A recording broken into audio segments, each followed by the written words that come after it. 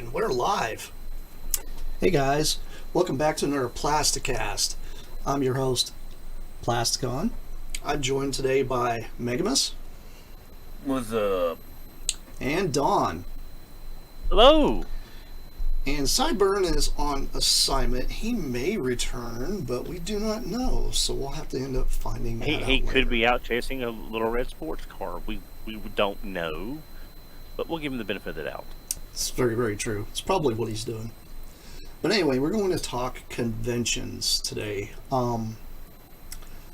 As for conventions, a lot of people don't understand what goes on. There's the dealer side, the side where things are being ran, and then there's the side of being an attendee at a convention. And then you've got the media guys that are basically like me. So there's like three aspects to doing conventions. So what I was going to do is allow Don here to be able to explain the side of the attendee side, and then Megamus, since he has a lot of experience with the other side of it, I'm going to let him go ahead and talk about that. So Don, let's go ahead and talk about the attendee side, the side that most people know or have seen. Okay. Sorry, there we are.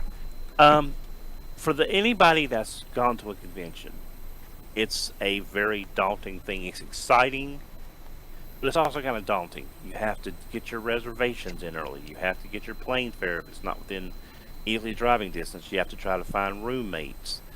And once you get there, you want to have as few hiccups as possible to make all your hard work pay off.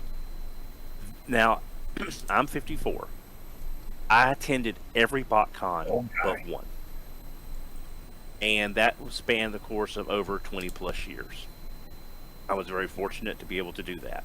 The 1 year I did not go is right after I lost my job with service merchandise. And this is the stuff that I have picked up through the years to help you have a better experience in the dealer room. And also, your better experience will carry over to the dealer side, which Brett will talk about in a little bit.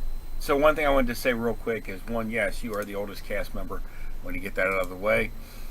Second, yeah, I mean, you've dedicated 20 plus years of your life to doing this. And third, service merchandise is no longer in business, so, you know, they can kiss It my does butt. exist. It does exist as a web store. It does exist as a web storefront. Were you a web storefront? No. It didn't. When I was there, it didn't exist. Exactly. The internet just started. So, heck with him. And also, I worked at Surface Merchandise also. Really, I didn't know that. Camera department. I ran electronics. I ran a $4 million electronics department. But anyway, I sold crap. I had no idea what I was talking about. anyway, all right. So you've got everything set up, and you're going to a convention. Okay. Ironically enough, this weekend was TFCon LA. Okay, so let's say you're going to TFCon, one of the couple they do every year. All right. One, money is not infinite. We wish it was. It's not. Doesn't grow on trees? It does not grow on trees. If we all had a money tree, we would all be Scrooge McDuck. But when you go to a convention, when you go to the dealer's room, outside of the exclusives, because that's going to vary on every show, on if you want it or not. You know they're exclusives. Are you going to want them or not? You need to put them on like a separate list.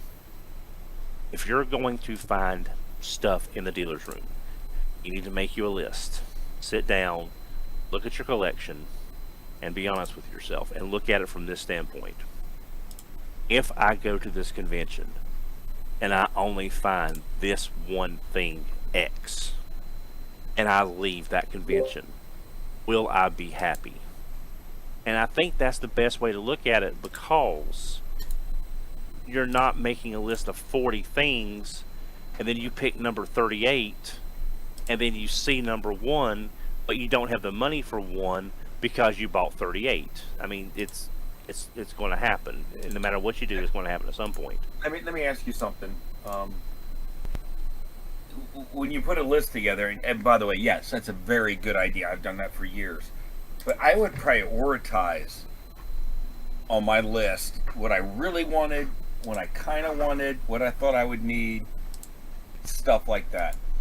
And they always say, you know, if you go through the dealer room, and I'll touch on this later, but you go through the dealer room, you see that item. If it's a really, really rare item and it's a good price, it's probably a good item to pick it up. It might be number 3 on your list, but you may not see it again. Exactly. You know? And again, it's gonna vary. It's like, let's keep it simple. The top 10, again, not counting the exclusives, because you've probably paid for your exclusives to some degree when you registered because you bought package X, Y, or Z, depending on how the convention sets it up. It could be all a la carte, but I'm just taking them off the table. They're their own thing. Sure. Make your list. I need X in my collection. I don't have Y. If I find Z, I'll die happy. You know, things like that, you know. And then you look at your second tier stuff. Okay, I haven't found this.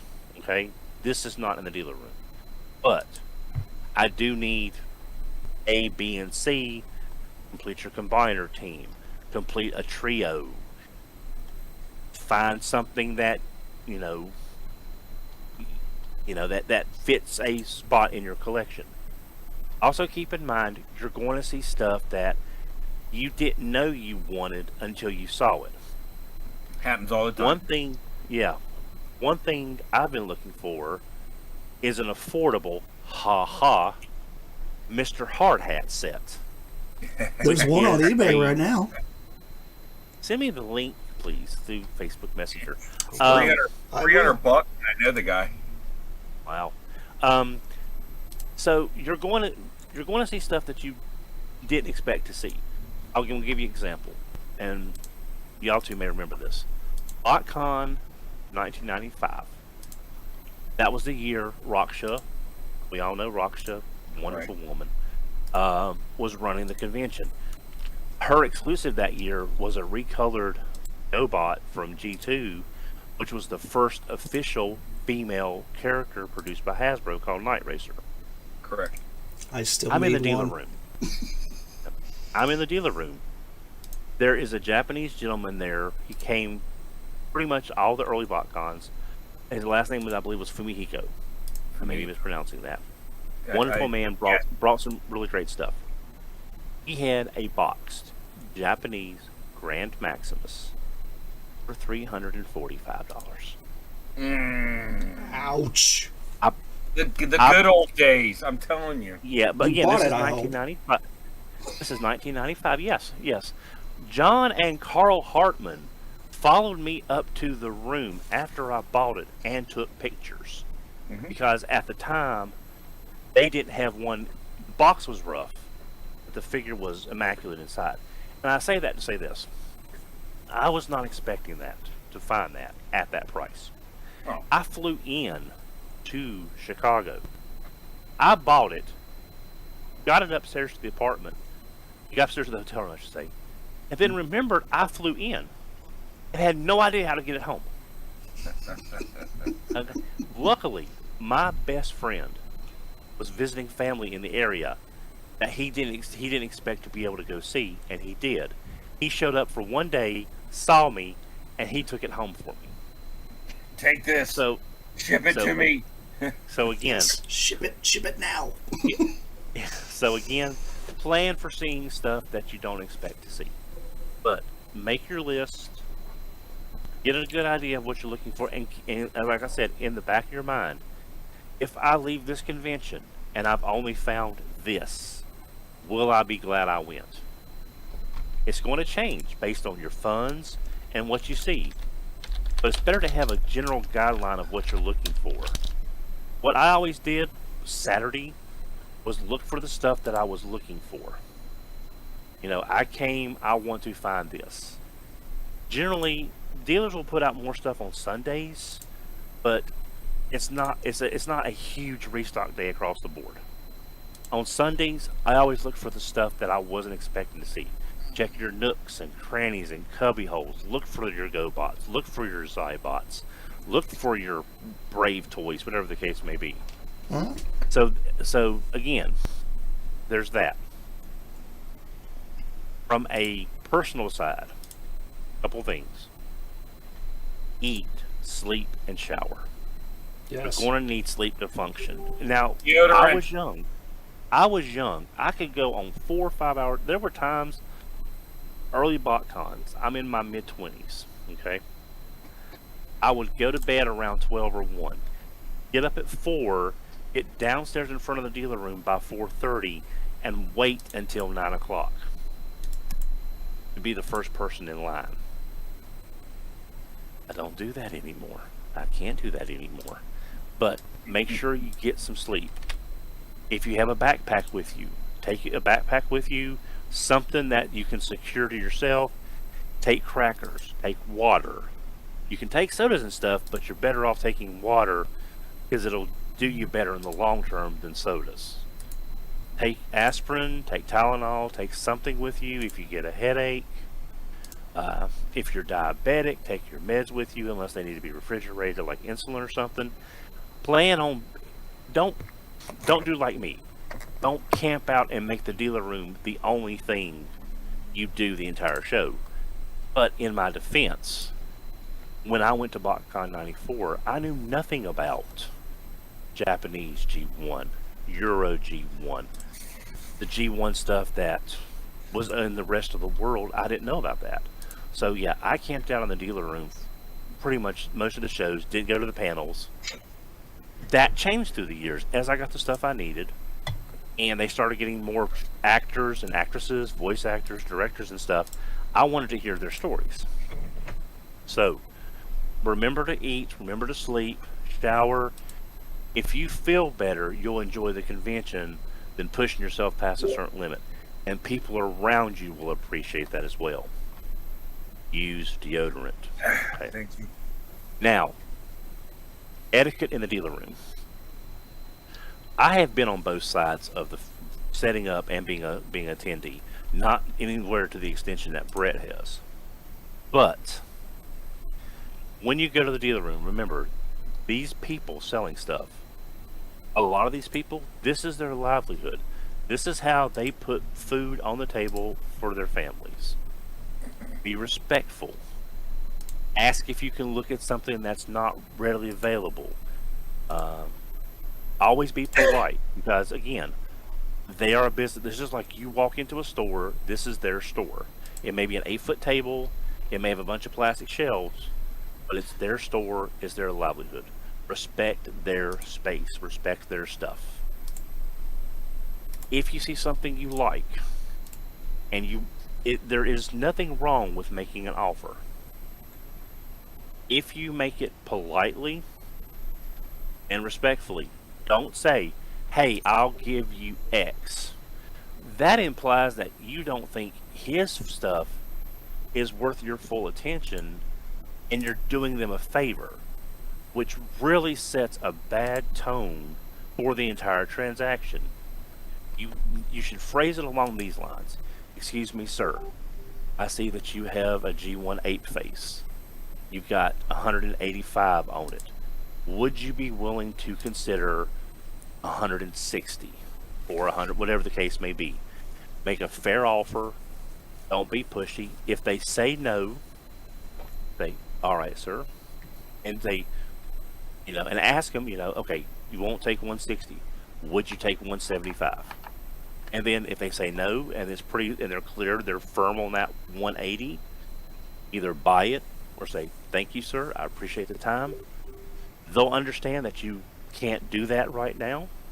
You may be able to later if you realize that G1 Complete 8 face is more important than your other stuff on your list because you didn't realize it was going to be there in that good of a shape and that important to you. So there's that. But always be polite, always be respectful. Ask if they would consider taking a lower price. Now, your Japanese dealers, if they don't have someone there that translates well, It's a little there different. may be some confusion on, because haggling is not something every country does. This is something unique to certain countries, haggling and bartering and stuff like that. Just again, be polite, be respectful of the language differences, and say, "Sir, you have 150. Will you take 125?" And then again, respect them for what they say and what they don't say. Also, when you're in a booth, try to make sure that if you've got a backpack, it's not knocking stuff over. And if there's and if this is kind of just a me thing, but if you've got some kids in there that are really hyped up and they want to see something, let them in, because this is something to them that's this wow thing. Don't block them and don't try to beat them. Don't be that collector. And we've all heard this story before. I won't say what fandom, but I think we all know it. The collector that saw kid holding X, snatched it out of his hand, and ran to the register to buy it. Don't do that. Don't be that kind of collector. It's the same thing when you're thumbing through comics. That's one big thing a lot of people don't understand. When you're thumbing through comics and somebody is standing directly in front of that box, don't try to cut in front of them when they're trying to look through the box. Don't try to reach over them, because it's actually kind of rude to do that, because you don't know what the person could be actually looking for in that box. You could snag the thing right out of his hand right the second, or you could damage a comic very, very easily. Well, one other thing on that, because you mentioned comics in specific, and this actually could be for all of it. And comics is a little different because you have the comic boxes, they're sitting up, there's a flatness. Don't go over there, take your stack of comics or your book bag and lay it over another row of comics while you're looking at something. Yeah. It's rude.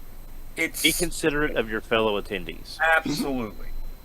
Now, what I've done in that case is, like, someone is going through a long box that I'm interested in, and I said, "Excuse me, sir, are you interested in the Power Pack comics in the back?" And if he wasn't, I say, "Okay, that was fine." Therefore, he's not going to the same section you are. Yes, I love Power Pack. Again, just common courtesy will go along. You'll find most dealers and attending in the dealer room, there's an unwritten code of conduct that you may not see it on paper, but it's kind of expected. Oh, it's there. Yeah. So don't be that one that we talk about after the show. Hey, do you remember the asshole that X? Hey man, I'm right here. Person. Yeah, don't be that person. But make your list. Take care of yourself. Go in, be respectful, and have fun. And carry deodorant. Yeah. Also, seriously. one other thing. Well, deodorant that, but also, convention ATMs will run out of cash faster than water in the Sahara. Take cash with you. Now, in my day, we didn't carry a lot of cash. We used traveler's checks. Again, not a thing anymore, really, because there's so many. Remember those? Yeah. So there's a lot of prepaid debit cards now you can preload. Just make sure you have access. And again, with PayPal, Venmo, what's cash, WhatsApp, what's something like that. I don't know what that is. A lot of people have that nowadays. Like, it's all digital on their phone. So. Exactly. So again, that's something from my early days that doesn't really translate anymore. Because if I asked one of the Japanese dealers at the last convention, now this was years and years ago. I said, "Do you take traveler's checks?" He says, "I don't know what those are." Right. It's the way technology changes. Right. But that's my experiences on the buying side of the convention. I really do agree with Don with the backpack thing. I myself, every time I attend any type of floor, I always carry a backpack to put comics in, my toys and such. Because the last thing you want to do is spend a couple $100 on a comic and then turn around and bump into somebody because you're, trying to carry it with something else because you see something and then somehow your comic gets creased or something. really carry Oh. something to be able to protect anything like that you've got in your bag. Make sure your Or- bag's kind of rigid so it can hold that stuff and Well- not get it messed up. Or the other thing is, and I've had this happen, you spend your hard-earned money buying one of my, items. All right, I'm grabbing a bottle here, whatever, and you give me the money and you do all that, and you're like, thank you very much, and then you walk off, and there it is sitting on my table, and I'm like, I'm trying to remember who it was. Maybe they'll remember. I'll take it. I'll put it under the table. Make sure. But by the way, every single time that's happened, I've found the person. But it has happened. You get so excited that, all right, You're already thinking. I just got this. What's my next grail? And you walk off without it. Yeah. So a backpack's a good idea, but I'll get to my segment. I hate backpacks. But Well, go there's ahead. one thing I want to add real quick, because I forgot. I just remembered this. Go ahead. For your cell phone, make your ringtone opposite of the motif of the convention. If you go to a Transformers convention and your ringtone is the touch, if it rings, how many people are going to go for their phones? Or whatever the case may be. It's like, for example, whenever I went to a Transformers convention, my ringtone was Visionaries. No one else is going to have that but me, obviously. So I'm just saying, but again, nowadays we have smartwatches, you see who's calling. It's not really as important of a thing. But again, if you want to make sure you hear your phone, make it something that no one else is going to have. It's either Visionaries or Cowboys and Moo Mesa theme. The She-Ra theme here. Over 20 years, almost as much as you. And I never really thought of that. That's actually pretty interesting. Never thought of that. That's pretty good. Okay, go ahead. But you were saying something about backpacks, Megamus? All right. Few things. Well, first thing I want to talk about my experiences and what I feel as being someone going to a show. We'll get to the other stuff later. Okay. So, and I'll just jump right in with the backpacks. I absolutely hate backpacks because everyone hits you with them. Everyone knocks stuff over with them because they're not mindful of their backpacks. Are they functional? Yes. Are they a good idea? Yes. Do you need to be mindful of them? Absolutely. And there's a lot of people, in my experience, that don't. And yes, I actually had a comic that I had bought, and as soon as I turned around, guy with the backpack hit me. Didn't damage the comic, but it could have. Just,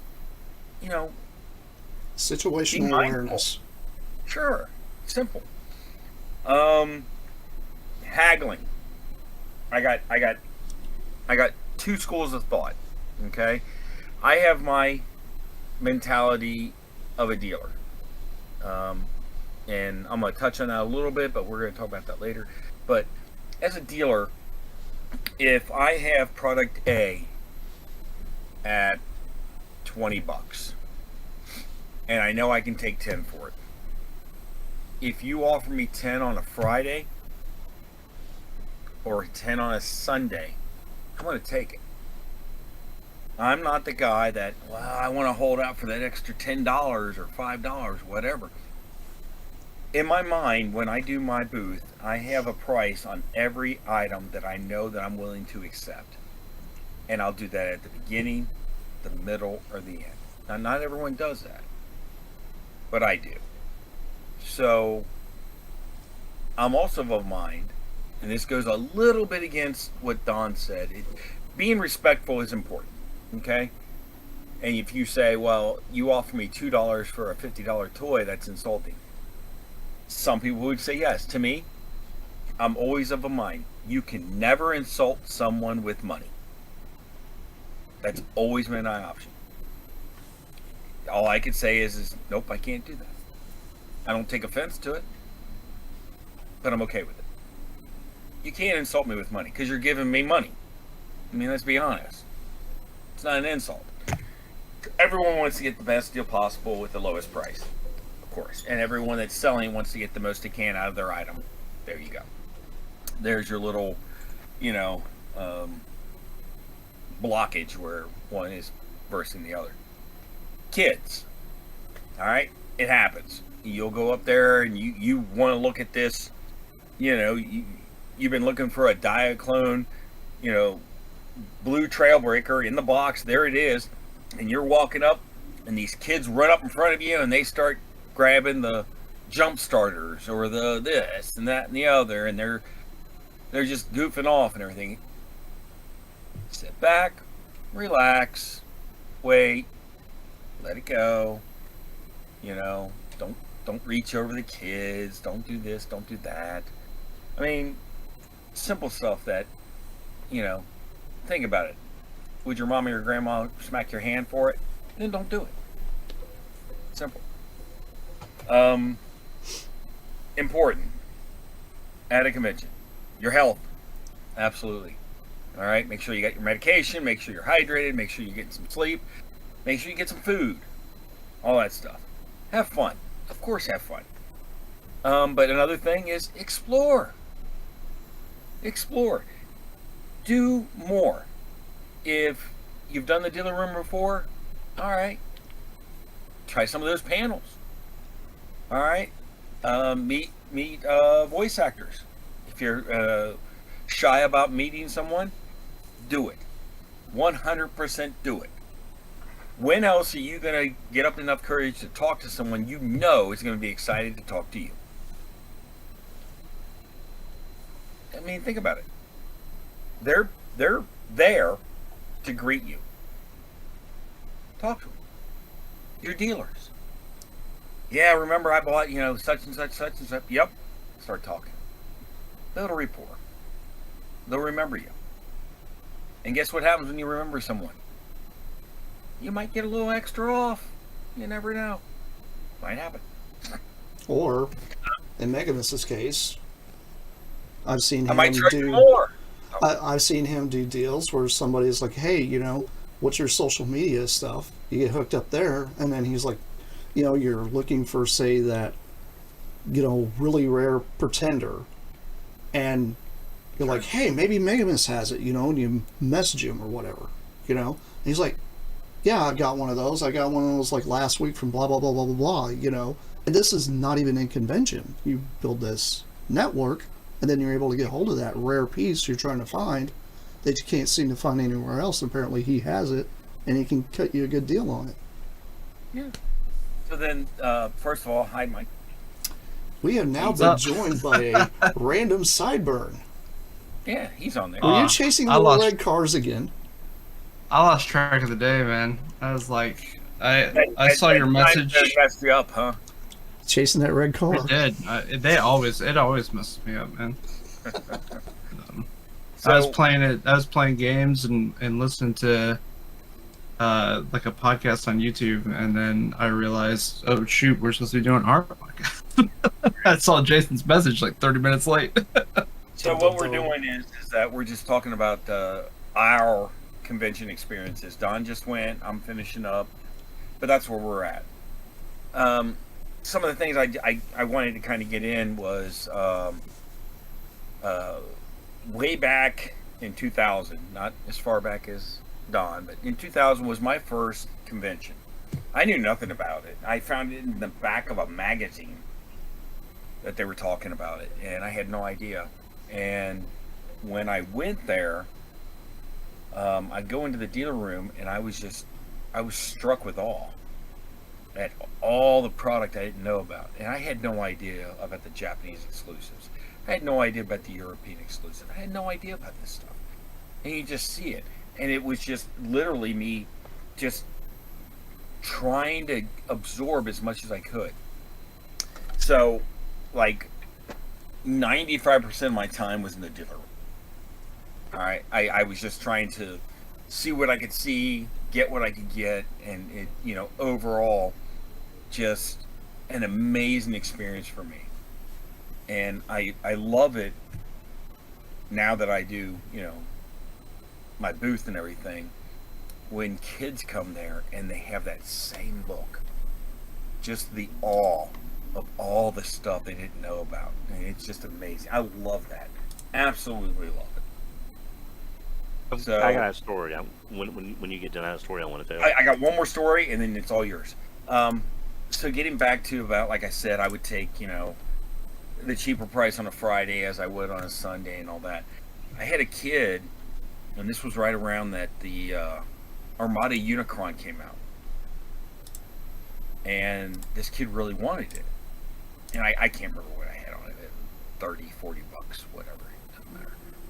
And his dad was like, man, are you sure you want this? And he goes, yeah, I want it. He goes, like, this is all your allowance. And he goes, sir, I want that. Can I get that? And I grabbed it, brought it over, sat down. I looked at him and I went, what do I got on this? 40 bucks? I said. And I looked at him and I said, ask me if I take 30. And he was like, what? I said, ask me if I take 30. He goes, will you take 30? I said, $30? Are you crazy? Why would I? Yeah, I do. Just playing around. And his face just lit up, and he still had money left on his allowance, and he got to buy what he wanted. And to me, I mean, I give it to him. It doesn't matter. That was neat. To me, that was just, and this kid's probably a teenager now, and hopefully he remembers me. It's me. Anyway, yeah, maybe it's something he remembers. That crazy guy that just would take less money. Yep, that's me. And those are the things I remember. If you ask me as someone going to the show, what are the things I remember? Well, I remember meeting people, talking to them, stupid stuff that always happens, and the things I bought. If you ask me as a dealer, I say, meeting people, talking to people, the stupid stuff I bought, but it's never about the stupid stuff I sold. Because I don't care. That's not a memory for me. Now, selling it to that kid and his reaction, that I remember. I remember that. Don, you were going to say something else? Yeah, it's just a similar story. We were at TFCon Chicago. I don't remember which one, but it's when it was, I think, still in the basement. That was in Chicago. Yeah, but I don't remember which one. Well, that's when they had that supernatural thing going on. Yeah. Yeah, the one I went to. And oh my gosh, I'm short, and those were low ceilings. I'm just telling you right now. I could have jumped and touched them. Yeah. Yeah. But I think I was with Brad from Chosen Prime at his table. And he had the Optimus Prime. Remember the Nerf blaster? That was the truck. You put your hand in the trailer and pull it back with that really great chunk, and it became a Nerf blaster. He had that on the table, and it was like $10 and had like 2 of the darts. A young boy, I would say 7, 8, 9, somewhere through there at the time, came through, and he was just absolutely gobstruck by this Optimus Prime, and you did the chunk, and it became the blaster, and it was like $10 or $15. It was very cheap for what it was, but he only had $5. And now it may not have been Brad. I may be again. 20 plus years of conventions, everything blurs, but whoever it was said, "Well, would you go 10?" And the boy's father said he's only got $5 left. And the look on this face, this boy, he needed this. This would be the creator of Dononomics to justify collecting this stuff. You pay that $5 out of my wallet. Heck yeah! I gave it to the kid, and I said, "Now you have $10." He said, "Sir, can I buy that?" And he got it. That was the greatest $5 I've ever spent, because the look on that, he's clutching it when he gets it, and he is just over the moon that he has one of the most rad things he's ever seen. And that sticks with me to this day. It's such a great memory. It cost me $5. I still remember it 10, 15 years after the fact. Mm-hmm. Absolutely. So, Sideburn, what are your experiences at these conventions, and what's some of the cool things that's happened with you? And I don't really have stories that match sort of those, like, the wholesomeness level. No, but I'm I don't kind know. of curious if it's what he and I've been talking about that you didn't hear. Let's just see if some of them add up. Yeah, I mean, like, I don't know. I remember I had a sort of similar thing to like what Brett was talking about when he was, when he went to a convention and he saw all this stuff that he didn't know about. Now it's a little different. I grew up with the internet, so like, I would frequented like Unicron.com and I frequented TFU. So I had a good idea of a lot of things that existed, but there were things that existed on the internet that I never thought I was going to see. And I remember my first BotCon I went to was in 2010. I went on just like the Saturday when you can pay to enter. And I literally just walked around the dealer's room going, dude. I was just like, look at this. Never seen this. And I was so geeking out about everything. And I remember I happened to just like, waiting in the line to get in, I had started a conversation with the guy that was waiting in front of me. And so we just walked around the convention together. And I swear he was recording everything. And he's probably got like ruined footage of just me saying, dude, look at this. Dude, look at this. I made a YouTube video of the dude that's saying dude all the time. Yeah. Seeing like, the first time I ever saw Fort Max or, any of these giant like G1 city bots that I had never seen before in my life, right? At the time, the biggest transformer I'd ever seen was Armada Unicron. Yeah, and so like that's the big memory for me, is just walking around and seeing all that stuff. And then most of my convention stuff since then, like I went to BotCon 2016. And got extremely sick for the last day. That was a whole lot of fun. That but sickness is gonna get you every time. That was so bad. So I was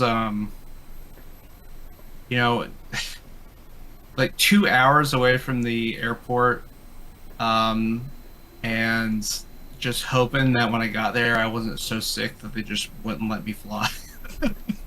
And then I remember, like, the silver lining of being sick is that the person next to me was taking up way too much space, and they had like went to sleep before the plane even took off, and I was sort of like this the whole time, and I'm like, you're gonna get sick. Your karma's coming for you. You just don't know it yet. But I thought you were gonna say that when they fell asleep, you just kind of nuzzled up like a big pillow. oh man, I had my like DS to play games on, and I was like too uncomfortable to play, so I had to sit there and suffer and pretend I wasn't sick. But yeah, I mean, and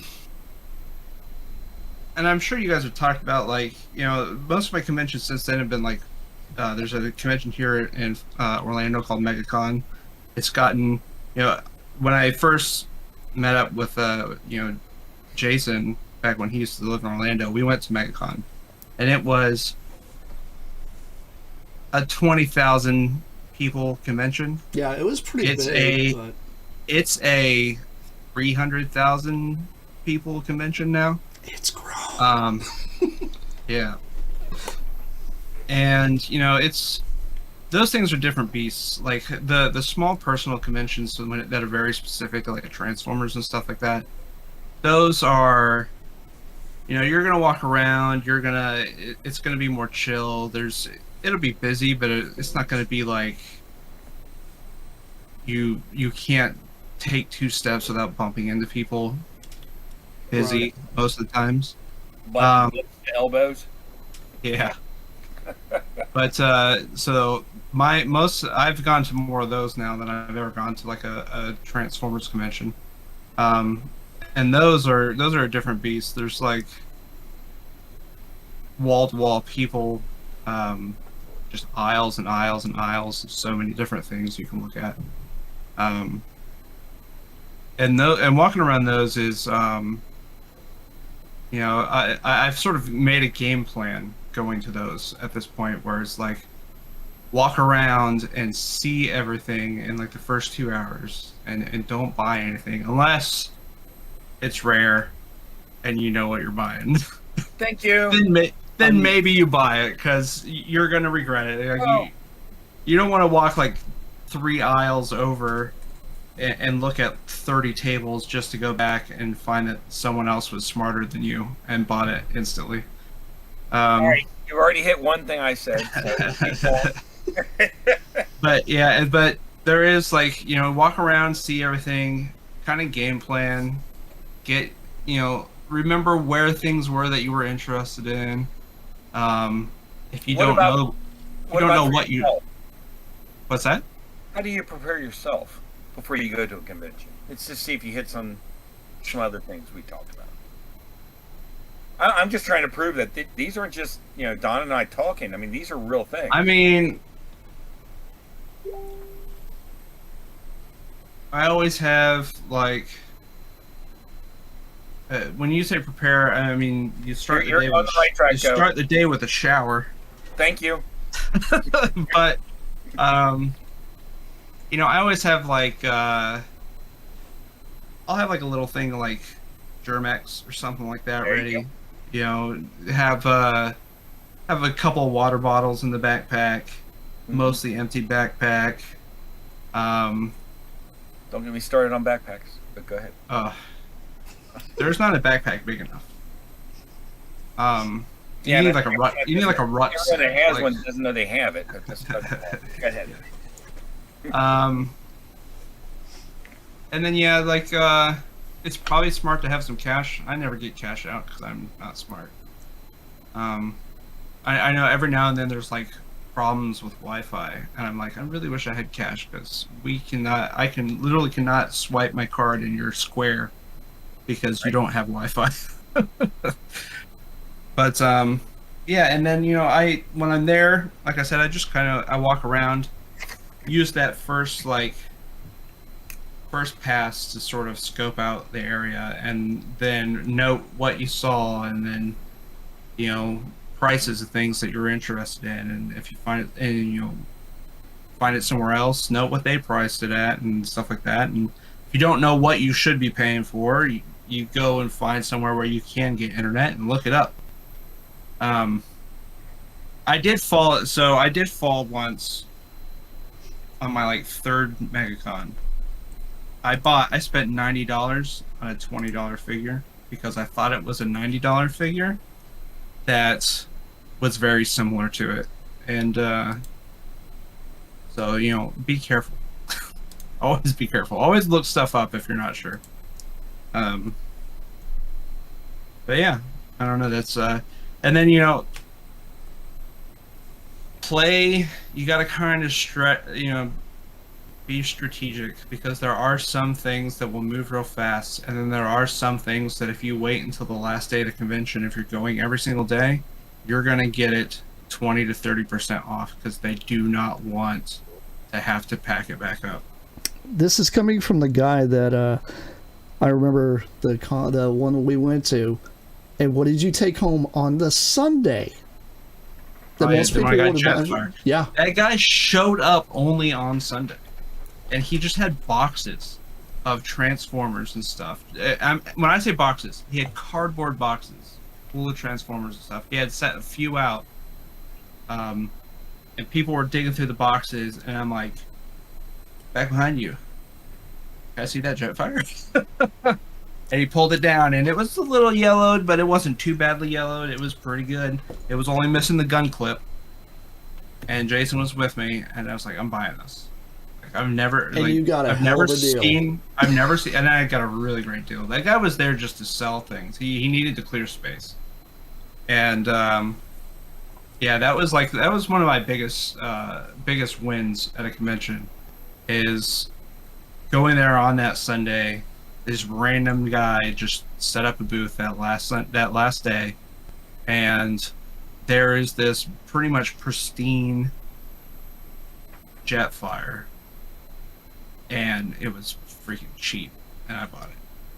Yeah, I was very surprised how cheap it was, because when I saw the price, I was like, I already have one, but for that price, I was like, if he didn't buy it, I would have. If you're gonna walk into a convention, walk in on the day when everyone has deals. Like, I know a lot of people like to go on the Saturdays, but there's gonna be an extra 50% of people there, and they also are gonna charge you more money on Saturday. The prices literally go up on that day. I don't know what happened. We just lost Don. A random Don just went away. I'm sure he'll come back. Yeah, he probably just lost connection or something. I scared him away. I can remember it was actually at that same TFCon we were talking about up in Chicago. We were talking about like a really like memorable thing that happened. And I remember a few months prior to that, I had, because I think it's Ben's Collectibles. I can't remember, but I know it's one of the guys on Facebook runs a kind of a auction not really auction, but like a donational thing. Like if you had Transformers you want to just donate, you can donate. And I donated an entire Universe landfill set, which if you don't know what that is, that's the RID landfill in yellow colors. The yellow one, I have 2 of those. I donated the whole full set, and found out later on that one of the people that actually watched my YouTube channel had gotten it for their kid. I had no idea about any of this, and here I am helping Brett run his table, and this guy walks up to me and he's like, dude, I need to thank you. And your son, and his son was right there, and his son looked up at me and was like, thank you for letting me have the landfill. And I was like, it didn't dawn on me until a couple minutes later. I was like, wait, that's something I donated. So you never know who you're going to affect, especially when it comes to this stuff, being either a dealer, being a guy in media, being even a guy just randomly attending a convention. You don't know who you're going to run into. So keep that in mind whenever you're out there, and some people have bad etiquette, but just don't be that way. Just be nice to everybody, and it'll come back to you. It just will. And that was probably the most heartwarming thing I've ever had happen to me at a convention, was a kid that I don't know and somebody that I know that watches my YouTube just walk up and just say this to me. And I'm like, holy cow. It blew me away. And that entire convention, being up there in Chicago, really didn't mean a lot to me, because I met a lot of people that are very, very popular in a lot of the avenues of the media side of running the conventions, and on top of doing podcasts and the YouTube stuff. You make connections, you make networks. It's out there.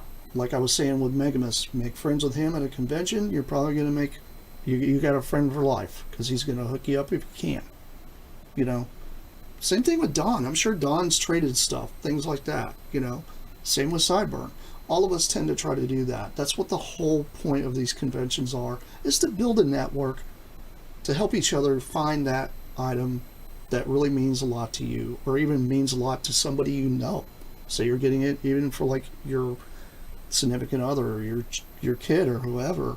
Keep that in mind. A lot of these guys are there to help each other out. I myself am preparing for Planet Comic-Con here in a couple weeks here, going on in Kansas City. I'm going to be doing a lot of the filming, but I'm also going to be helping running the booth for Back in Time Comics and Toys. And on top of that, I'm hoping I have enough juice in me on Sunday, but I plan on just walking the dealer room on Sunday just to see what's going on and what I can find. Because I'll be so busy on Friday and Saturday, I'm probably not going to have time to do that. So So when do we need to send you our list? you can send it to me anytime you want. um, but yeah, it's been pretty fun. I've been doing a lot of behind the scenes stuff with the comic shop that I work at, so I know a lot of the behind the scenes stuff that's going into building up the stuff that you have to do with building product to bring to a convention. Now Brett's his is a little different than what it would be on our end, because our end we actually have a brick and mortar store and we have an eBay store and we also have a lot of storage, so you have to go through a whole lot. But I know on Brett's end, Brett kind of does his pretty much out of your own house, right? Yep. So it is a little different animal. So keep that in mind. Like Don was saying earlier, a lot of these dealers that come here, they're going to be there. They're there to make money, but they're also there to be friendly and build up a community to help each other out. So say you come to a convention and you got that rare. Let's say you walk in and you're like, look, I've got Art Fire and I want to just sell it to somebody that's wanting to buy something, like a dealer. Brett, on your end, how do you handle something like that? If somebody brings something in, they're just trying to handle into somebody else's hands that they know that can actually end up in a other collector's hands. How would you handle that? Well, there's three things that I always do. One, I always try and be fair on the offers. Two, I make it absolutely known if what I'm buying from you is for me or if I'm going to flip it. All right. And then the third thing is I never, ever sell something at a show that I bought from that show. I don't do it. I put it under the table. I think it's bad form, I've seen it happen. A woman with her child, and they sell something to a dealer, then they walk around, they come back, and the dealer has it marked up 3 or 4 times. It just looks bad. So I never do that. But the big thing is, and I've had people, like I've said before, I honestly had a woman, wanting to sell me stuff, and what she valued it at was extremely under. And I told her the truth. It's worth more than that. And this is what I'll pay. Because to me, your reputation and how you feel is worth more than a few bucks. It's just not worth that. One thing I have seen in my many, many years of doing this stuff,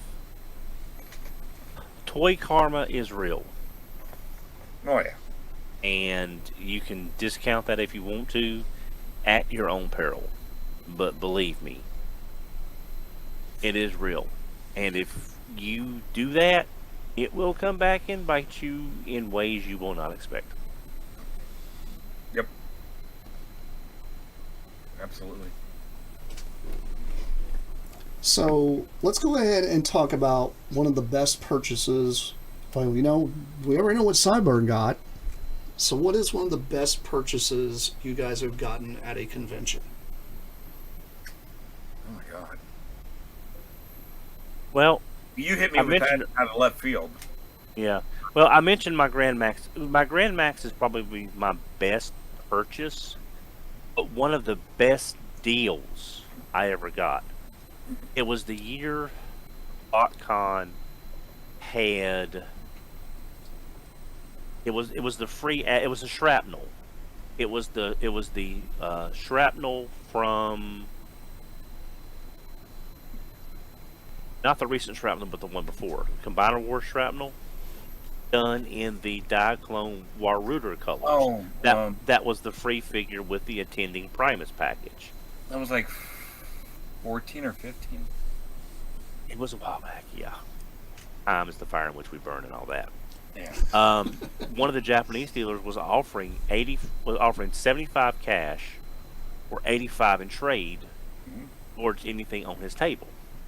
Well, Diaclone, as much as I appreciate the history of Transformers, Diaclone in and of itself has never been very important to me as far as It's great. It's beautiful in its own way. It's important to the Histories brand. But in terms of chasing this stuff down, having Diaclone versions is not that important to me. But he had the Japanese convenience store clear 2000 whatever leader class Revenge of the Fallen Optimus Prime. I am a sucker for the translucent and the clear plastics. I love the way they look, the way the light hits. For years I've been trying to find one 150, 175, 200 and up. He had one for, I'm sorry, it was 125. I took that little shrapnel that was $85 worth of trade, and I got one of my most looked for figures for $40 out of pocket. And all it cost me was a Diaclone shrapnel that I thought, hey, that's neat. That's better. And so I got a very hard to find Grail for $40. So Megamus, what's yours? Criminy. I don't know. I've had so many. I one of the ones I do remember, and I can't remember which Blockcon it was, but They all run together, don't they? they do, and it just happened to be that. So I thought his name was Fumihiko. Well, yeah, it was Fumihiko. Well, Fumihiko. the earliest gentleman was Fumihiko. Okay, friends but of the his guy, kept- with the guy with the mustache and the beard, the guy that would talk for him, when Yeah. he would start coming after Fumihiko couldn't. yeah, because his health got bad there for a while. Correct. Okay. Anyway, he was set up like right behind me, and when we talk about dealers, there's one thing I wanted to interject, and I'm not going to disprove what Don said, but there is an exception when you talk about rotating stock. That the dealers, they generally don't do that. In I don't know if it's a cultural thing or whatever, but he did every day. He would You're move right. stuff out, Forgot and about put that. stuff back. So you had to stop by there often. And I remember going over there, and he had just laid out these vintage Kabaya kits. And I got the G1 Megatron, the G1 Reflector, and I got them. I mean, they were over $100 each, but still. And I got Ravage, which actually Ravage and Rumble, because Rumble's red, came together, and I bought them all. And now those things go for crazy prices. It's insane. I'm not gonna get rid of them. I love them, but that was one of the ones I remember. I remember getting those. But I mean, I've gotten rare stuff. I've got prototypes. I've gotten at shows. There's so many. But that one actually is foremost in my mind right now, because I remember that he just put them out. It was the middle of the day on a Saturday, because they rotate their stuff. Was that's the Japanese dealer that would show up at like every BotCon? He used to, yeah. I got some stuff from him at 2016. Yeah, I mean, so much stuff he has. So is much great. stuff. I got like I got those Beast Wars BotCon exclusives, the Double Punch and Grizzly Barbarian? One. I Yeah, can't Barbarian. remember. Were you part of that when I bought those? So he had them, and they were $100 each for each of them, 100 and 100. And everyone on the podcast I used to be a part of, I messaged them. I said, I'm going to buy 8 of these. Let me know if you want them, because I'll sell them for what I paid for them.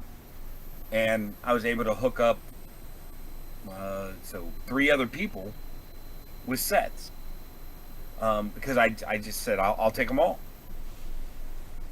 All of them. He had those. He had those for a couple of years.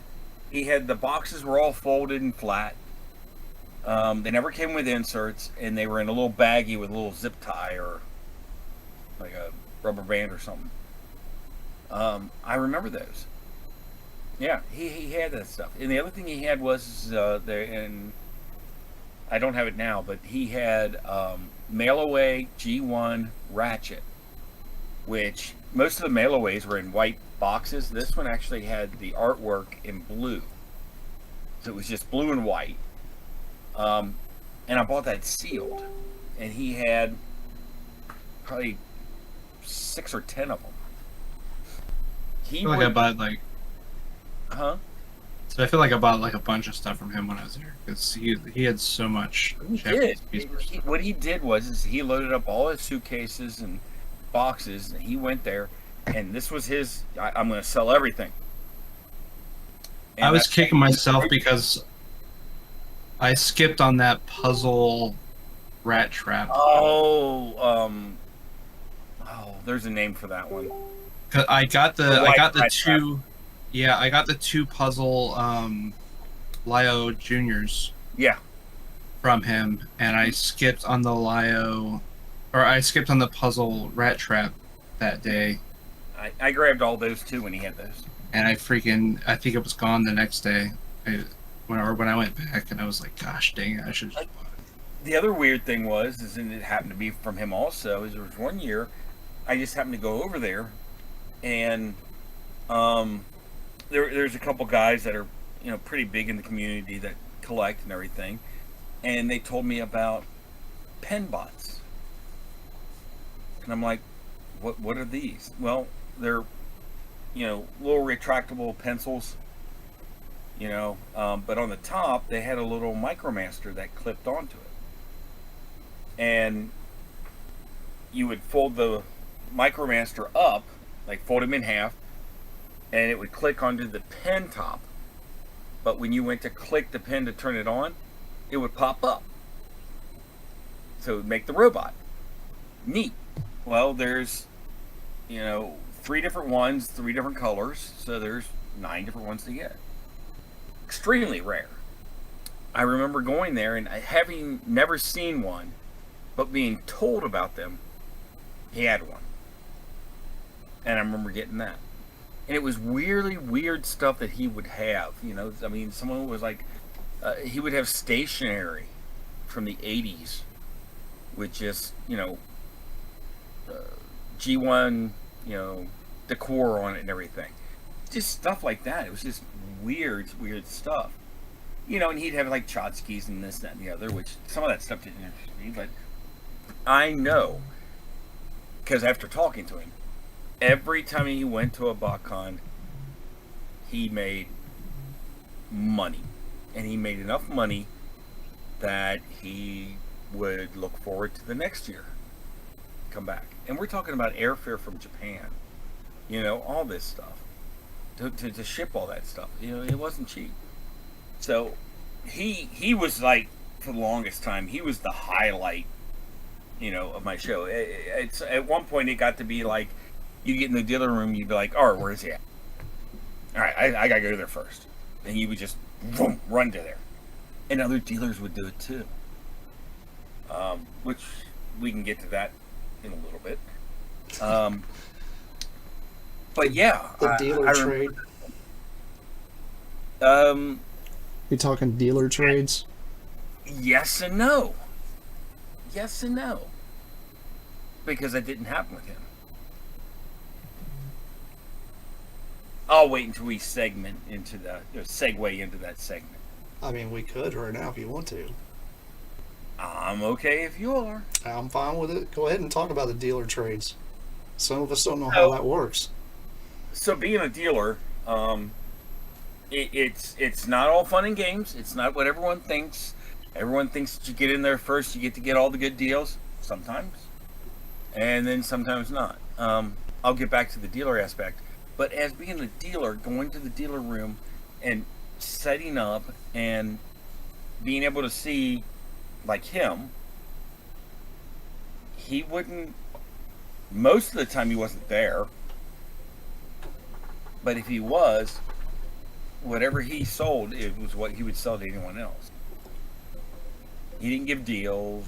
He didn't do anything like that. Very, very straight up. But most of the time he wasn't there. You know, so you would walk by there. Oh, not back yet. You go back and you start working on your booth and everything. And he, you know, right before the dealer room opens, he would be there. I don't know if it's culture or what, or just him, but he never did that.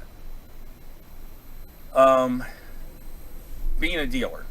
Now, being a dealer, you know, you've got the same costs. If let's just say like Bacon, I wanted the box set and everything, I paid the same thing you did. Okay. If I wanted a hotel room, paid the same thing you did. Paid everything you did. In addition to that, I had to pay for my booth. All right. Yeah, but you know, you get to go in early. Yeah, you're right. In between getting all my stuff up through the freight elevator, through the lobby, walking down, setting my booth up, making sure there was someone there, getting the layout, figuring out where the ATM machine was, figure out where food and, you know, for me, coffee, gotta have it, stuff like that, you know. So there's some legwork and there's a lot involved, and you get to know people. So you know, you could, generally it was usually two of us, me and my wife, and you didn't want to leave things, you know, unattended. Although, knock wood, I mean, I've never had anything go wrong. You know, most of the dealers I knew, you say, hey man, I'm going to be gone for like 10 minutes. Can you watch this? Yeah, okay. You know, even during shows, I usually had someone with me, but I mean, I've had other guys go, hey man, I got to go to the bathroom. Can you watch my booth? Sure, no big deal. So you get to know people. But the dealers are just usually, they're fine. You know, and yes, there are other dealers that you go up and go, dude, I've been looking for that forever. And you get first dibs on it. It's just the way it is. Okay? You're there first. You get first dibs on some stuff. Have I sold to other dealers? Yes. Have I bought from other dealers? Yes. But I also go with what I said before, that I wouldn't, anything I bought, it's either for me or I wouldn't sell at that show. I actually, and some people might get ticked at this or what, I was at a show. It was a very small show, and I walked over and I bought the guy's table. I bought everything he had. Put it all in a box, shoved it on my table. I did not sell it at that show. Sold it later, but not that show. So you bought it to flip, you didn't buy it for your personal anything then? Absolutely. And he knew that, and I told him that. But this is what he wanted for it. This is what I offered. He took it, boxed it up, slid it under. For me, sorry, but less competition. Completely understandable. I mean, especially if you're like, yeah, I can make back what I just spent and help out the community, you know, in a way. Because I know not everybody, when it comes to these dealers, not every dealer is at every show. Some Sure. can only attend 2 or 3, or sometimes they can only do maybe 1 a year. You know, it just depends on, you know, not every dealer goes there, owns a brick and mortar store like the one I work at. Like you have a job and then you do this on the side. There's a lot of people, they have a job and they do that on the side. They take vacation time off actually to go do these shows. So that's another thing to keep in mind when you are haggling, talking to people that are dealers. Keep that in mind, that some of them, they're taking their vacation time to do it. Sure. I always take my vacation, so I'm taking vacation. That's sure. But I don't want people to, misconstrue what I'm saying. No, I bought that table with the intent on making money off of it and lowering my competition. It was 100% selfish, but I'm sorry, but that's, if every dealer was 100%, I'm just here to help you out, I'd sell it for what I paid for it. But they don't do that because there's costs involved. That's So true. I'm not trying to be this, righteous person. I'm just telling you that's what I did. I did that. It's just it is what it is. I had the opportunity. I had the money. I did it. Did I make a lot of money? Probably not. It doesn't matter. In my mind at the time, with my situation, it made sense to do it. So you get this, you get in early. You can roam around. People know you. That's all great. It's not all fun, guys. It's not. I've had to sit for an hour having to pee. Waiting for someone to watch my booth while I had to go pee. Food. Oh, I can't tell you how many times. I can probably tell you on two hands the number of times I actually ate during a convention that I didn't. And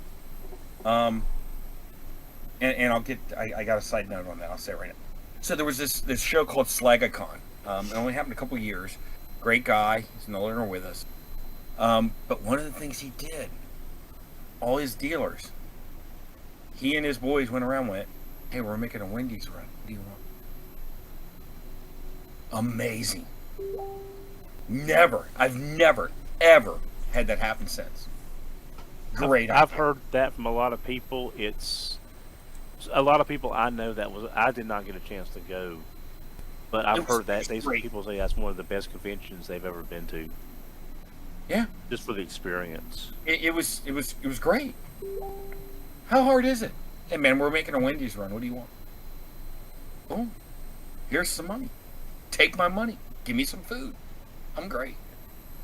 Now there's one thing. The problem is though, a lot of conventions, if they have food available, like an exhibition hall or something like that, they don't allow outside food. So it depends on the venue. But I've been to many local shows in the past. They have a built-in snack bar, and they do not allow any outside food or drink. So you have to eat there. Of course, everything is artificially inflated. Sure. Would you like a secret? Bring a doggy bag? I'm going to say every show I've gone to that's had food provided like that, we buy food, we walk in, they say something, we say we're a vendor, they let us through. Yeah. Well, I'm just saying it varies, but it does pop up from time to time. Sure. I've been going to BotCon and conventions in general since 2000. I think the last, it was probably 2015 was the first panel I ever gone to. I'd never been to a panel. Because you're tied down. You're stuck. You get a breather, you walk off, and then guess what? Your phone goes off. Hey, you got 20 on this, will you take 15? Oh, okay. This guy wants to see this. All right, I'll be there. You're always tied down. So it's not like, you don't get the same experience that someone attending the show as someone that's, a dealer. See, that's why I was stressing, be kind to your dealer, not just from you might get what you want kind of deal, but also don't stick out in their mind as the one person that helped ruin their weekend. Be that one person that's like, I wish there were more customers like you. Oh, absolutely. And I can tell you that as a dealer, I know and I remember the ones that were like that understood that, you know, they come by all the time, they buy, we bull crap and everything, you know. But I also remember the ones that pissed me off.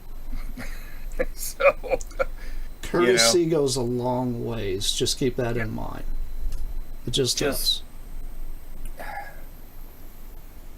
I remember, and it's funny because it was actually a TFCon. I went to a TFCon in Canada, and I set up. And at that time, I had a business partner, and Jamie gave me some sound advice after this little exchange. But this dude came up and he's just like, man, I'm looking for G1 Scorpionaut parts. I'm like, man, I got those. Go through my bin, pull out about 7-8 pieces. Yeah, I need some G1 Optimus Prime parts. Hang on. Go get another bin, put all these pieces, put it all together.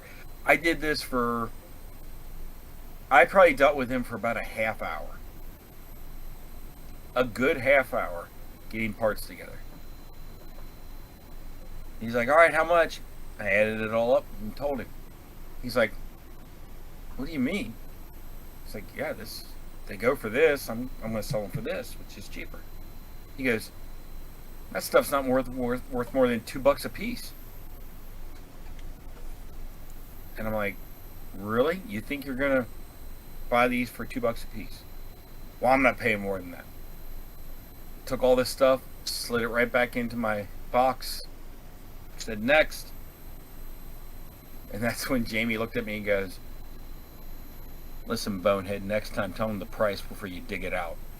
I'm like, yeah, I guess so. You know,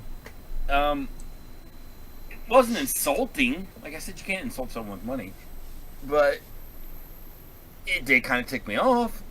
You know, I spent a half hour for nothing. Now, once again, it's weird. TFCon. Was that Baltimore? Was it Baltimore? Well, yeah. The Washington, the first time. Okay. Baltimore was last year. I was there to that one. No, the one that was near Washington D. Reston. No, Reston's in Illinois, isn't it? No, Reston's in Virginia. Okay. It's about 30 minutes outside DC. Okay, that one. The very first time they went there, and I put up one of every G1 combiner I had. I'll never forget this. The door is open.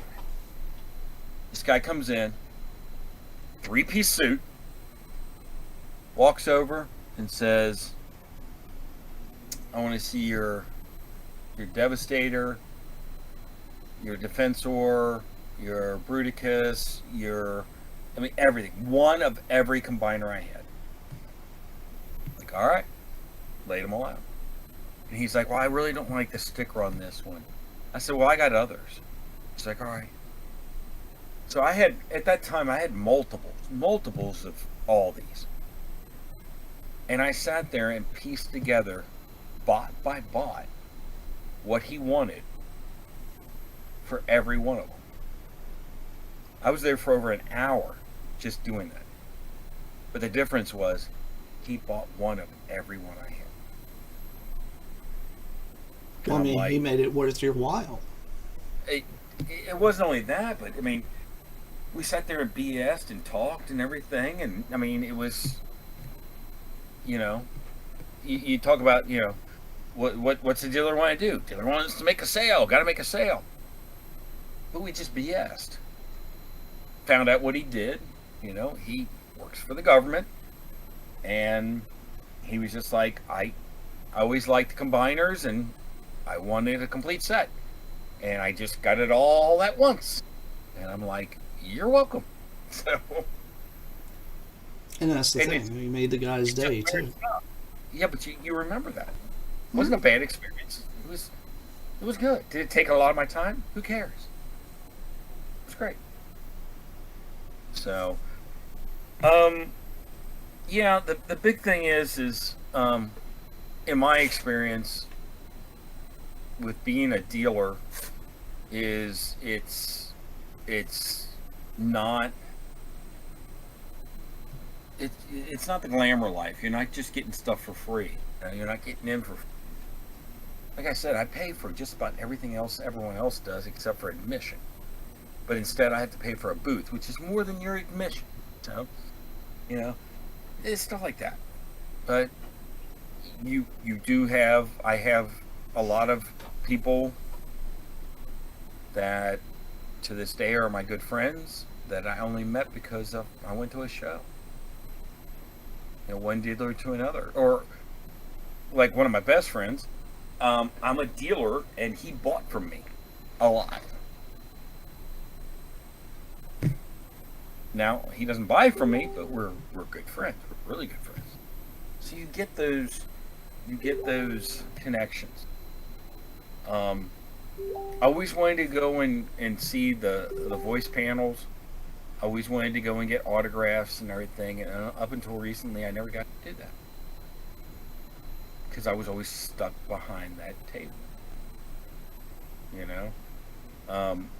And then as of a few years ago, I became one of the handlers. So at that point, I got to sit with the voice actors and all this. That's a different story. It's fun. So you get a lot out of the convention, whether you're going to it, you're attending it, or you're working it. You're going to get a lot of fun out of it. You really will. But you're only limited to yourself. If things upset you, or if you get, you don't like talking to people, well, you're probably not going to have a good time. But getting back to what we were talking about before, as someone going to a convention, you got to put yourself out there. You got to talk to people. Be willing to take that little rejection. That's probably not going to happen. Because let's face it, everyone's messed up, and the person you're talking to is probably just as messed up as you are. So, get out there, talk, have fun. And I'm telling you, I have lifelong buddies because of it. Yeah, when it comes to like... That was a really long rant, sorry. No, that's okay.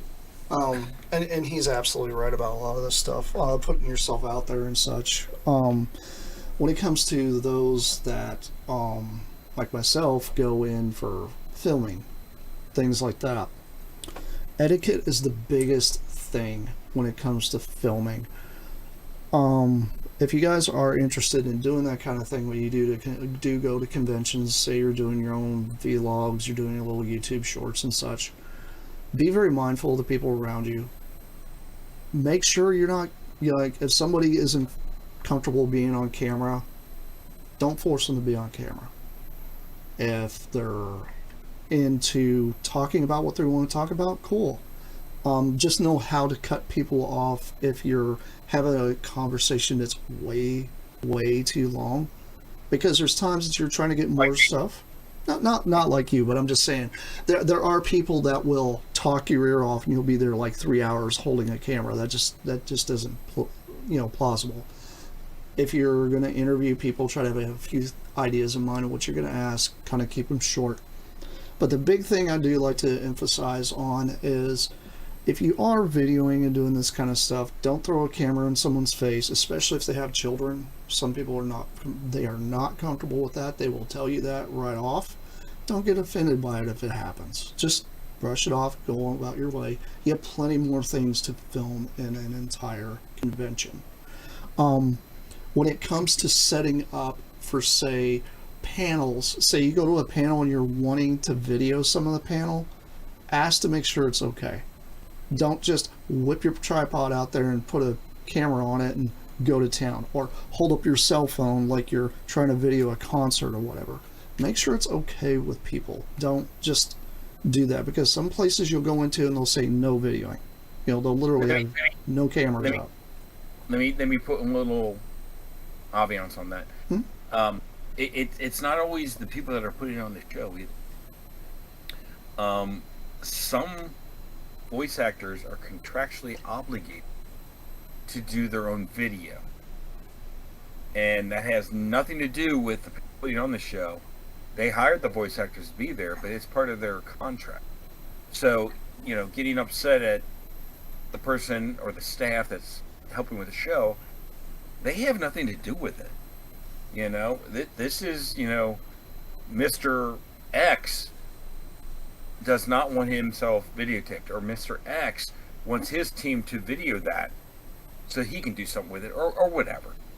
Or it could be, it literally could be nothing about money. It could just be that he wants his team to do it so he looks the best in his position to do this, and he'll let it go. You know what I'm saying? So there's so much behind the scene. And you got a guy that's staff that's probably getting a free t-shirt or hat, and you yell at him? Come on, man. Yeah. And there's one thing I do want to emphasize. Those people that are walking around doing cosplay. Yes. They are not staff for you guys just to do whatever you want. They're also not Jungle Gym. They're not Jungle Hands Gym. off. They're not Jungle Gym, so ask if you can take a photo with them. If you're going to do, because I've actually interviewed people that do cosplay at conventions before. Be very mindful of their time. Be mindful of the fact that sometimes these costumes are uncomfortable. So don't try to waste too much of their time, especially if you're doing an interview. And make sure they're okay with what you're trying to do. Some people some people just dress up and they might not be cosplaying for photos. They might be just doing it because it's their way of escaping an element. Don't just walk up and slap a camera in their face because they're dressed like Hello Kitty and you like it. Just period. End of story. Right. But the other thing is space. Yes. Everyone has personal space. Mind the bubble. Space is dictated, but they're dictated by themselves. Right. Is that Mind the bubble. It's different. Because there is a bubble around everybody. Ask if they're okay. If they walk up and they're like, some dude's like dressed like Chewbacca and he wants to, you want to get a photo of you, and he walks up and he wants to put his hand on your shoulder. Normally ask, like, is this okay, kind of thing. Because sometimes they do want to pose for photos. Got to keep that in mind. Be very, very mindful of this because they are not a Jungle Gym. They're not your personal whatever. These people put a lot of time, money, and effort into cosplaying. Some people have no idea. They may be putting 2.5 years into one costume to wear at one certain convention. And it could be their life savings. So sure, make it worth their time to want to do this as well. So they have an enjoyable experience as well. And if you're going to be going over and doing stuff with cosplayers, please, for God's sake, have deodorant, maybe chew some chewing gum, something. Don't have bad breath. Just don't. If you're going to be doing interviews, please have mints, something. Because people don't want to, no offense, brush your teeth. I don't want to smell what you ate. Yeah, exactly. If you just got done having dinner or something like that and you ate something, carry a toothbrush and toothpaste. Go in the bathroom real quick. It's easy to brush your teeth real quick. No one's going to look at you weird if you brush your teeth in a convention bathroom. They're not going to look at you weird. You'll be like, good. This dude's practicing good hygiene because he's going to be interviewing people or whatever. Just keep this in mind. Because it's healthy. It's good for everybody. And it keeps a great experience for everyone to go home because a lot of people take their vacation time off to do this. You don't want to ruin their vacation. Especially for a cosplayer, because a lot of these people, they carry cases to carry these costumes in. There is work behind it. It's not just I just showed up in this. It's not like they drove down the street. They probably took 3 airplanes to get over to where they're at, and they had to carry these enormous suitcases on top of the other clothing they have, on top of whatever they're going to be carrying back with them to enjoy the experience. So keep that in mind with cosplayers. Please be mindful. Yeah. Don't be the jerk that makes someone debate on not going because of people like you. Oh, absolutely. Just have fun, but be mindful, especially if you're a videographer or a filmmaker or whatever, like I do. I primarily try to carry around a monopod. I primarily try to carry around the smallest camera I can. If I have my DSLR, it's usually in a backpack. But normally I will try to plan shots in my head of what I want to get for certain days. Say you're going for all 3 days, break it up so that way you get a chance to enjoy the convention yourself. Because if you don't, you will be so burned out by Sunday that you may be testy. You know, you've got to spread it out. Like Brett was saying, he'll be testy, but it's just being a dealer doing this stuff. You've got to be able to pace yourself. It always made me laugh because it never happened to me. But yeah, on your third day, you're kind of, I'm done, you know. But I always kept the same mentality of I give you the same Sunday. But I have actually seen people lose it, dealers lose it on a Sunday and just go off on people. And it may be because they gave them low ball off, whatever. But, I mean, you know, we're running on little sleep, little food, we're hyped up on coffee. I understand that. Am I condoning that? Absolutely not. Absolutely wrong. Will it happen? All I can tell you is I saw it happen and probably happen again. Just understand. You know, like Don said, be respectful. You're always... Doesn't matter if you come in on the first day or the last day. Take care of yourself. Look out for each other. Be respectful. Interact. Get out of your bubble. Talk to people. You never know. I found best friends just by talking. And yes, I like to talk, so it's easy. But still. Just keep in mind that everybody usually goes to conventions like these. We're all weird on a certain level. Some of us are very talkative, some of us are very quiet. But you will find other people to click with within these conventions. You're not the only person that likes this particular superhero, this particular robot mecha, this particular monster. You're going to run into like-minded people everywhere at these conventions. We go to TFCon and stuff like that. Me and when we went to MegaCon, me and Sideburn were both fans of Godzilla. You know, both primarily went there. I went there to look for robots. He did too. But we're both fans of Godzilla. So you're going to meet people that are like-minded, that like the same things you do. Just keep that in mind. And also think of this, and Don, I'm going to use you as an example. There are people that have total opposite opinions of things, but we're still friends. I respect Don's opinions on certain things that I may not agree with, and I'm assuming he agrees with mine, respects mine. If he doesn't see eye to eye, it doesn't matter. In the end, I mean, we're primarily talking about plastic crack. I mean, Plastic it is crack what it or is. Who's the best? Who's the best Megatron? Don and I would, argue all day long. It doesn't matter. Everybody knows here it's the Generation 2 tank Megatron. Okay, see it right. I would argue with you, but well, G1 all the way, baby. He's a purple and green dinosaur. No. I think one thing, and this is a whole other kettle of fish, is why people like these conventions. As social media has become more prevalent in our lives, the anonymity that it provides allows the worst side of some people to come out, and it's very hard to have friendly discussions about these kind of topics without things devolving into a cluster fudge. But when you're at a convention, you can discuss these topics with people who share a similar mindset. And yeah, they may get heated, they may get passionate, but without that curtain of anonymity, you get a better interaction. And it's like, okay, I don't agree with you, but I respect that you believe enough in that whatever to feel that way. And I think that's what a lot of people have lost, is we can disagree on things. For example, The 40th anniversary HasLab, the very first one to start it off, was Omega Prime. I think that is a great figure to start off because it's Optimus, but not G1 Optimus. It's from a series with a great aesthetic.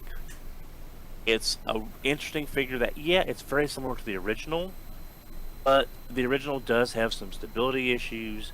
It has some structural issues by this point due to the age of the toys. And I think it's just a great way to start off the celebration. I know many people who feel like we were cheated, we were robbed, we got something that shouldn't exist as of the 40th anniversary HasLab. Do I understand? No. Understanding is not necessary for respecting someone else's opinion.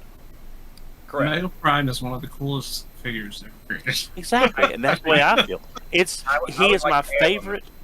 He is my favorite non-masterpiece Optimus Prime, even with respect to MPO1, which I think should be recognized for the triumph that it was at its time. I yeah. actually love those figures, but myself, I never fully owned them. But I was very disappointed that the tiny little GoBot Legend scale ones didn't combine like that. It would have been fun. So, just thing I wanted remember, to jump on real quick. Is what you're talking about. You can have a heated argument about what's better on a hot dog, ketchup or mustard. Pepperoni on what is it? Pineapple on pizza? yeah, I By love the it. way, yeah, that's what I was eating. By pineapple and ham on pizza. Yeah, it's better I than love it. Canadian bacon, but ham. Yeah, is I it. love it. I'm sorry. And see, I'm the weird I one forgot here that about doesn't that. prefer that, but my other half likes it, so I understand why. But I know some people have a heated debate about this. I mean, come on. Yeah. So what I'm saying is that what topping you should put in your pizza. Heated argument. We But could go everybody into, loves cheese on it. not everyone. Everybody I'm loves okay with it. Nobody minds Who doesn't like a cheese pizza? Seriously. If somebody Who doesn't walked get up and mashed gave you a cheese? cheese pizza, would you get mad at him? Probably not. I have a buddy that's allergic to cheese, so yeah, but that's a side point. So, irregardless, I mean, what kind of toppings you put on your pizza? What, Autobots, Decepticons? Which one do you like? Who's the best Mega? I like my GoBots. Who'd you vote for in the last election? Oh, it doesn't matter. Okay. The point is that if someone, you have to have respect for that. Understand where they're coming from. Be open to them. And I honestly, because I've done, arguments on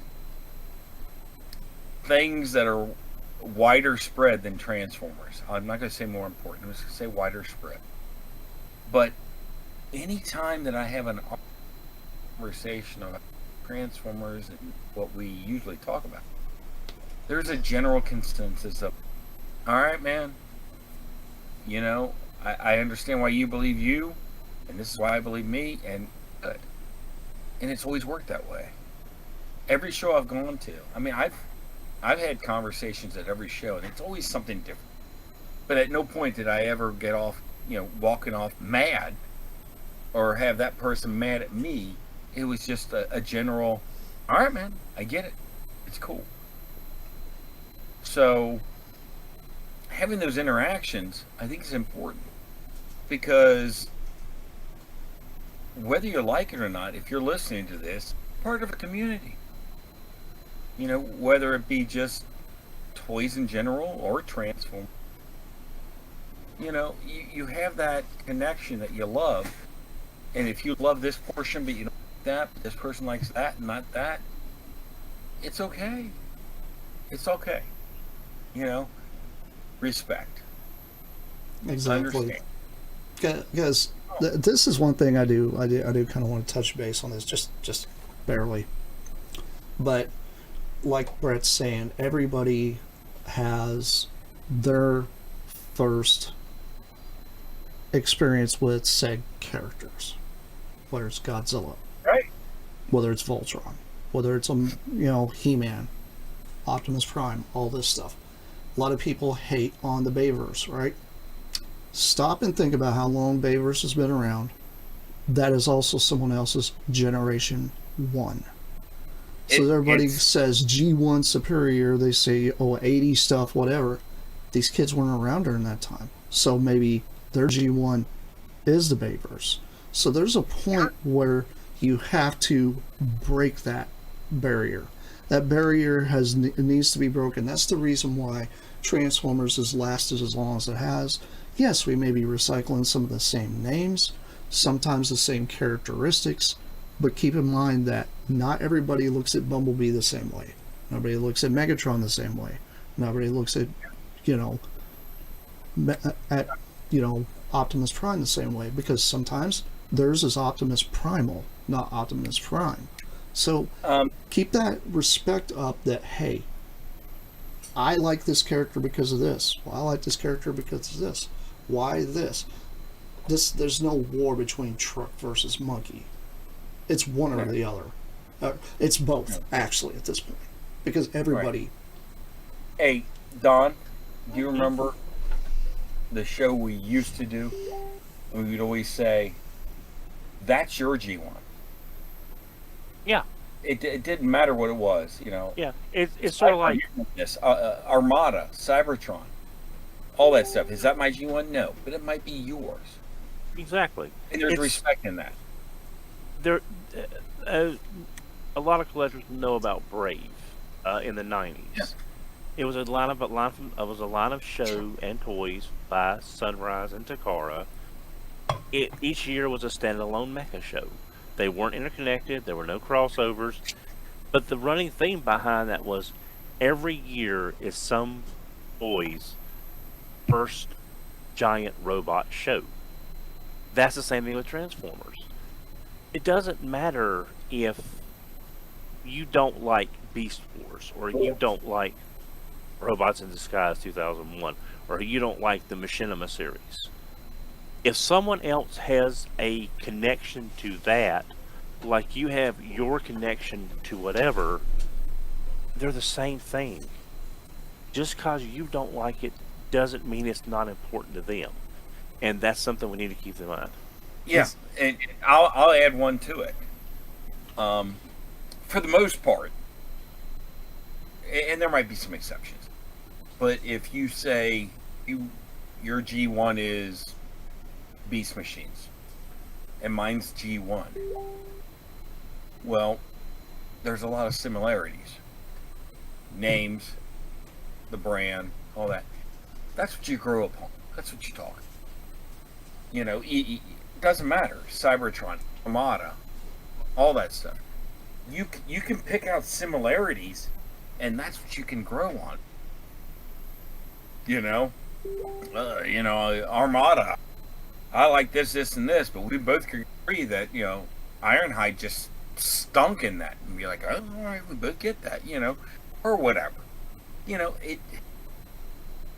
You build friendship on a ground. The ground is understanding and talking, communication, and some of the stuff you were talking about before with being a keyboard hero, putting your opinion out there, blah blah blah, but you never met the person. Well, what's that mean? Well, there's a difference, because when you meet someone, you're going to get that interaction, and you might understand their side a little bit more than you thought you knew. One of the biggest things that It might even change your opinion. The one thing I want to do is touch base on it with Megamus. You will learn probably more about the brand if you open your mind a little bit to see that there's more than one single solitary version of this than you probably ever knew by talking to somebody else about it. Because it's funny. I actually thought you were going to say, open your mind and shut your mouth. No. I feel like, yeah, kind of. I'm just going to put than just Generation 1 Transformers. Period. End of story. I'm a G1 guy, but I know it. I got out of it in Beast Wars. Beast Wars brought me right back in. So I kind of got these generational gaps that I'm bouncing. Well, But it there's also people made me that understand I look at all of them. and I'm okay. I've met a lot of people that their first experience with Transformers was Transformers Prime, and Great loved it. series. It's a great series. Great toys. But then you got some kids that are growing up on Rescue Bots. That's their first. That's why we're Yeah. getting articulated generation versions of those figures, which is cool, because we've got a generational gap that's starting to get filled. But I can keep tell that you in the mind. first one that blew my mind, as far as trying to get the younger generation, I think, animated, Transformers animated, and guess what? Show was great, toys are great, I love them. Nothing wrong with it. It's great. They went with the Beast Wars approach and it worked. What's that? I said they went with the Beast Wars approach and it worked. And so yeah, Joe. yeah. The biggest thing about God, this is a side note. Biggest thing about Beast Wars is when I saw it, I didn't go. And the animation at the time, which you might call archaic at the time, was amazing to me. I had never seen Transformers look like that. Remember, 80s, 90s, hello, this was just mind-blowing. I loved it. I mean, my thing when I did watch a little bit of Beast Wars. I wasn't enamored with it because I was into like all different kinds of stuff. I was really into like Star Wars at the time and Shadows of the Empire. So I did get into it, but I didn't until much later.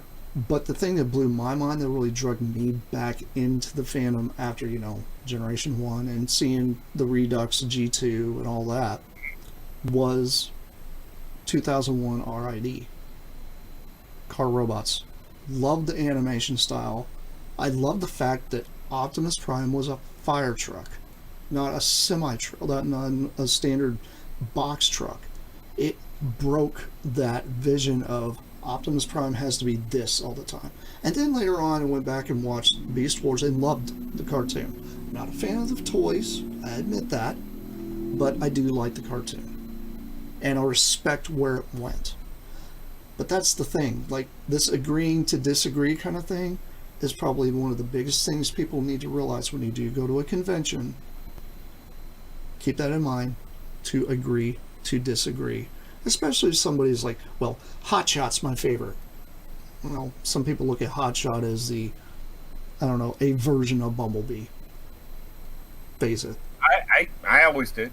But that's the thing, not everybody sees it that way. Some people think of Hotshot being their first version of that and then find out about Bumblebee later and it's like, no, I like a Hotshot better because he was a better version of Bumblebee, I guess. Two things. One, I understand the agree to disagree, as long as we're not talking about personal space. Don, Yes. let me ask you something.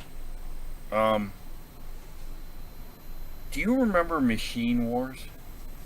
Yeah, I was working at KB at the time when they came out. Dang it, then that's going to screw up what I want to say. So, for me, I didn't know anything about Machine Wars. I knew nothing about it until I saw the show Beast Wars. Okay? And then when I saw the show Beast Wars, I went looking for toys. I went to KB, and I found these all marked down Machine Wars because they were the... And that's the only way I even knew about that line.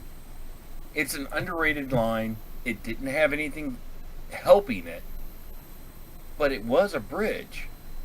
It was a bridge because they even used some of the mold for Beast Wars. Well, that's the thing. To me,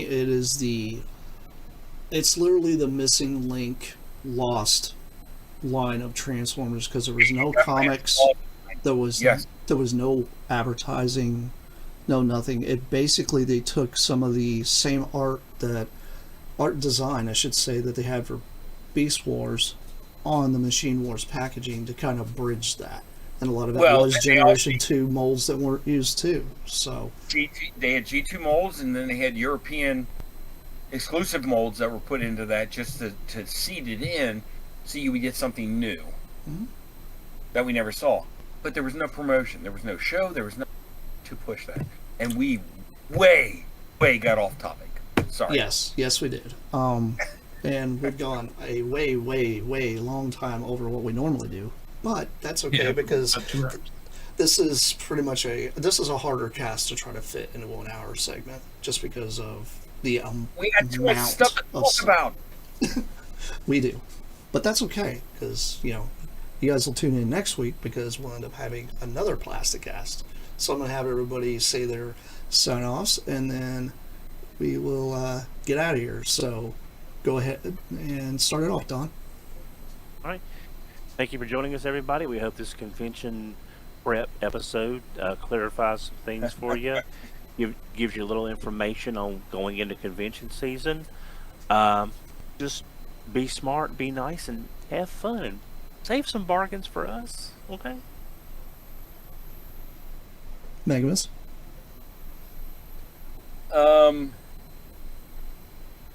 Wash your butt, man. All right.